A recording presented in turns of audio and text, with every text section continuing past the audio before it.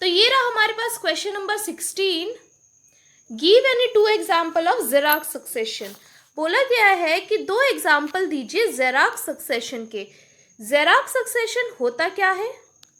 ज़ेराक succession is a part of the ecological succession, जिसमें कि किसी भी बेयर रॉकलैंड या फिर किसी बैरन लैंड का सक्सेशन होता है।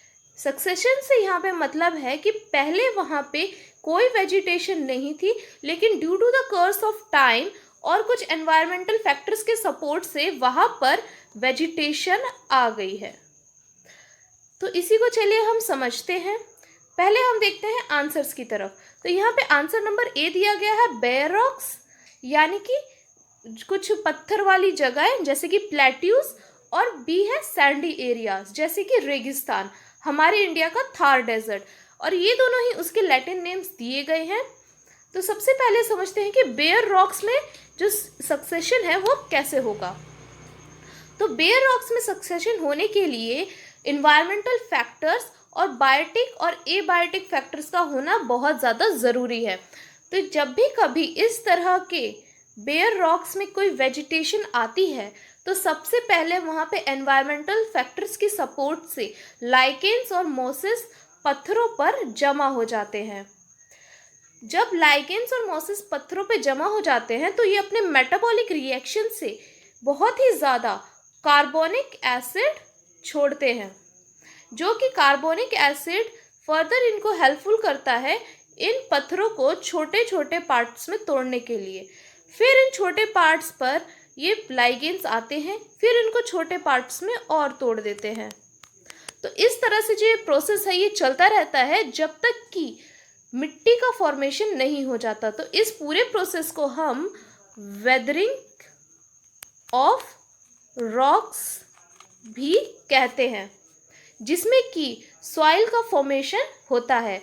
फिर उसके बाद सॉइल के फॉर्मेशन होने के बाद इसमें छोटे छोटे स्मॉल एनुअल प्लांट्स नज़र आएंगे।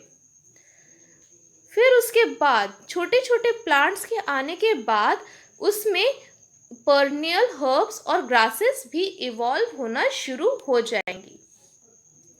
तो इसी के साथ यहाँ पे पॉइनर स्टेज खत्म होता है, यानी कि बेयर रॉक से लेकर के परनियल हर्ब्स और ग्रासेस आने तक का किसी भी बैरन लैंड में उसको हम पॉइनर स्टेज कहते हैं। फिर यहाँ से शुरुआत हो जाती है इंटरमीडिएट स्टेज की, जो कि बहुत ही ज़्यादा क्रूशियल होता है किसी भी वेजिटेशन को ग्रो करने में, जिसमें कि grasses, shrubs, shade tolerant trees आते हैं, और इसी दौरान नंबर ऑफ स्पीशीज भी यहाँ पे आती हैं। फिर उसके बाद हम आते हैं क्लाइमेक्स कम्युनिटी पे। क्लाइमेक्स कम्युनिटी जो होती है वो बेसिकली इक्विलिब्राइज्ड होती है, यानी कि अब उस कम्युनिटी में फर्दर कोई चेंज नहीं आएगा।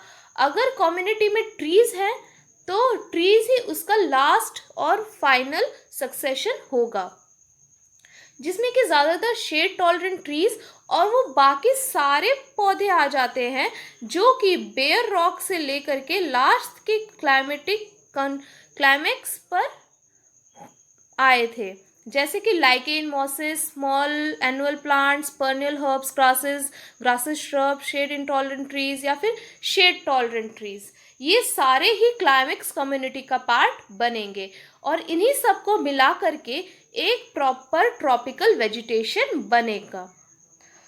तो यहाँ पे बात हम करें अगर हम सैंडी एरियाज की, तो सैंडी एरियाज में ज़्यादातर जो है वो वेजिटेशन तो देखी जा सकती है, लेकिन बहुत ही ज़्यादा नेग्लिजिबल होती है। ज़्यादातर वहाँ पे कैक्टस प्लांट या फिर स्पाइन बियरिंग प्लांट्स भी होते हैं।